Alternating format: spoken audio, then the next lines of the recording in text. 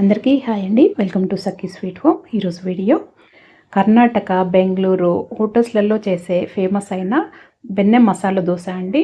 ఇది చాలా బాగుంటుంది. నేను మామూలుగా అయితే ఇది ఇడ్లీ రైస్తో చేస్తారు. కాకపోతే నేను రేషన్ బియ్యంతోనే మామూలుగా అందరి ఇళ్ళల్లో ఉండే రేషన్ బియ్యంతో నేను చేసి చూపిస్తున్నానండి. ఈ విధంగా ఖచ్చితంగా ట్రై చేయండి. చాలా ఈజీ, చాలా బాగుంటుంది. ఇక్కడ నేను ఒక గిన్నెలోకి ఒక 3 కప్పుల రేషన్ బియ్యం తీసుకున్నానండి. లావు రైస్ తీసుకోవాలి, సన్నవి కాకుండా లావు రైస్ తీసుకోవాలి.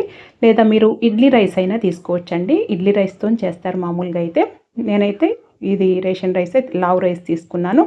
1 కప్పు మినపగుండ్లు తీసుకోవాలి, ఒక అరకప్పు శనగపప్పు తీసుకోవాలి, ఒక 2 టీ స్పూన్ల మెంతులు వేసుకోవాలి. ఈ శనగపప్పు వేసుకోవటం వల్ల మంచి కలరు, రుచి వస్తుందండి. 3 కప్పుల బియ్యానికి 1 కప్పు మినపగుండ్లు, అరకప్పు శనగపప్పు వేసుకొని ఇవన్నింటిని కూడా మంచి కడుక్కోవాలి. ఒక 4-5 సార్లు కడుక్కొని ఇవి నిండా నీళ్లు వేసుకొని ఒక 5-6 గంటలైనా నాననివ్వాలండి. నాననిచ్చిన తర్వాత ఇప్పుడు మనము మిక్సీ కానీ గ్రైండర్ పట్టుకునే ముందు 1 గంట ముందు 1 కప్పు అటుకులు తీసుకొని, లావు అటుకులు తీసుకొని ఒకసారి ఇలా కడుక్కొని నీళ్లు వేసుకొని ఇలా అటుకులు మునిగే వరకు వేసుకుంటే సరిపోతుందండి. నీళ్ళు వేసుకొని నానబెట్టుకోవాలి. 1 గంట ముందు నానబెట్టుకుంటే సరిపోతుంది. అవి మాత్రము బియ్యము, ఆ పప్పులు మాత్రము ఒక 5-6 గంటలు నాననియాలి. ఇవి చక్కగా నానిపోయి చూడండి. ఇలా నానిన బియ్యాన్ని ఇవన్నింటిని ఇప్పుడు నేనైతే గ్రైండర్లో వేస్తున్నానండి. మీరు మామూలుగా మిక్సీలో అయినా పట్టుకోవచ్చు. మీరు మిక్సీలో వేసుకున్నట్లయితే, మిక్సీలో పట్టుకోవాలనుకున్నా కానీ సేమ్ కన్సిస్టెన్సీ రావాలంటే నేను ఒక టిప్ చెప్తానండి, చూడండి లాస్ట్ వరకు. ఇక్కడ నేను గ్రైండర్లో వేస్తున్నానండి. ముందుగా ఇలా గ్రైండర్ ఆన్ చేసి కొన్ని నీళ్లు వేసి ఇలా మనం ముందుగా పప్పు బియ్యం వేస్తున్నానండి. కొద్దిగా వేసుకుంటా ఇలా మీకు గ్రైండ్ చేసుకోవాలి. మీరు అదే కాకుండా మీరు మామూలుగా మిక్సీ పట్టుకోవాలనుకుంటే మిక్సీ పట్టుకునేటప్పుడు ఒక 2-3 ఐస్ ముక్కలు వేసుకోండి. అలా ఐస్ ముక్కలు వేసుకొని మిక్సీ పట్టుకోవటం వల్ల బ్యాటర్ అనేది మనం గ్రైండర్లో వేస్తే ఆ పిండి అయితే ఎలా వస్తుందో మంచిగా ఫ్లఫీగా చాలా బాగా మెత్తగా వస్తుందో ఆ విధంగానే వస్తుందండి కన్సిస్టెన్సీ అనేది, మీరు మిక్సీలో పట్టుకున్నా కానీ. అందుకనే మిక్సీలో పట్టుకునేటప్పుడు ఒక 2-3 ఐస్ ముక్కలు వేసుకొని పట్టుకుంటే చాలా బాగా వస్తుంది పిండి. ఇది మంచి టిప్ అండి, కావాలంటే ట్రై చేయండి. ఇక్కడ నేను గ్రైండర్లో మధ్యలో నీళ్ళు అడ్జస్ట్ చేసుకుంటూ ఇలా మూత పెడుతూ ఇలా గ్రైండ్ చేస్తున్నానండి.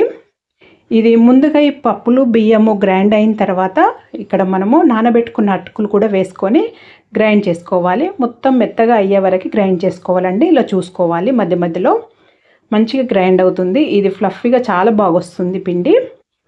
మీరు మిక్సీలో అయినా పట్టుకోవచ్చండి. నేనైతే గ్రైండర్లో చూపిస్తున్నాను. మిక్సీలో పట్టుకుంటే కూడా టిప్ చెప్పాను కదా, ఆ విధంగా పట్టండి, చాలా బాగా వస్తుంది. ఇలా మంచిగా గ్రైండ్ అయిన తర్వాత పిండి ఇలా మెదిగిన తర్వాత ఒక గిన్నెలోకి తీసి పెట్టుకోవటమే. ఇలా పెద్ద గిన్నెలోకి తీసుకోవాలండి. ఇది సగం వరకు అయ్యేటట్టు చూసుకోవాలి పిండి. పెద్ద గిన్నెలోకి తీసుకుంటే బాగుంటుంది. ఇలా తీసుకొని మూత పెట్టేసి ఇప్పుడు కింద ఒక ప్లేట్ పెట్టి అలాగే ఫర్మెంటేషన్కి పెట్టాలండి, పులియబెట్టాలి. నేనైతే నైట్ పెట్టాను, నెక్స్ట్ డే మార్నింగ్ చూపిస్తున్నాను చూడండి. ఒక 8 గంటలైనా పులియబెట్టాలి. చక్కగా పులిసింది చూడండి. ఇది కింద ప్లేట్ ఎందుకు పెట్టానంటే పిండి కింద పడితే ప్లేట్లో పడుతుంది కదా, వేస్ట్ కాకుండా అని కింద ప్లేట్ పెట్టానండి. చక్కగా వచ్చింది పైన వరకు చూడండి, చక్కగా పులిసింది. ఇలా పులియాలి, కన్సిస్టెన్సీ అనేది ఇలా ఉండాలండి. మీరు అదే మిక్సీలో పట్టుకున్నా కానీ ఐస్ ముక్కలు వేసి పట్టుకున్నా కానీ ఇదే కన్సిస్టెన్సీలో వస్తుందండి పిండి. ఆ విధంగా ఒకసారి ట్రై చేసి చూడండి. ఇక్కడ నేను ఈ బ్యాటర్ని కొద్దిగా ఈ పిండిని కొద్దిగా వేరే గిన్నెలోకి తీసుకుంటున్నానండి. ఈ రోజుకి సరిపోయేంత వరకే తీసుకుంటున్నాను. మిగతా పిండిని అలాగే మూత పెట్టేసి పక్కన ఫ్రిడ్జ్లో పెట్టేస్తాను. ఎందుకంటే దీంట్లో మనము ఉప్పు గిన్నె అవేమి వేయలేదు కదా, అలా వేసుకుంటే నిల్వ ఉండదండి. ఇప్పుడు మనం ఈరోజు వాడుకునే పిండిలో కొద్దిగా తీసుకున్నాం కదా, దీంట్లో ఒక 1 టీ స్పూను చక్కెర వేస్తున్నాను. ఈ చక్కెర వేయడం వల్ల పైన మంచి కలర్ వస్తుంది, రుచి కూడా బాగుంటుందండి.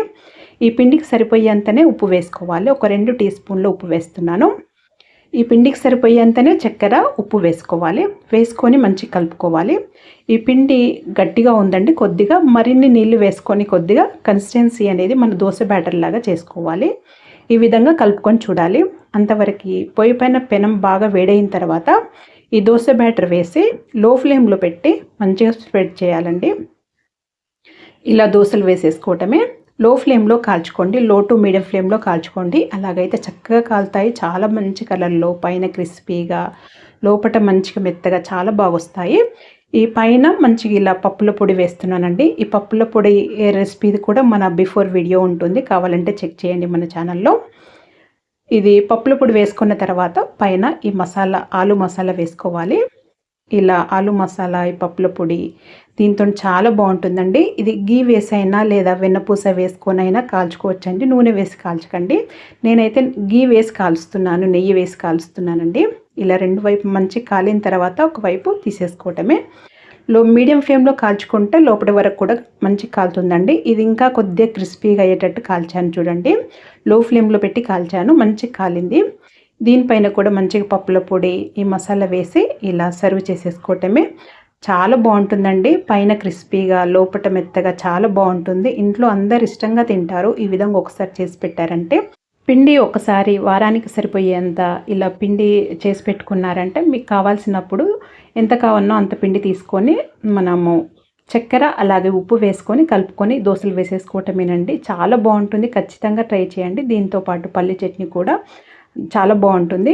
నేను పల్లి చట్నీతోనే సర్వ్ చేస్తున్నానండి. పల్లి చట్నీ అయితే వీడియో చూపించట్లేదు, ఆల్రెడీ మన ఛానల్లో ఉంది, కావాలంటే చెక్ చేయండి.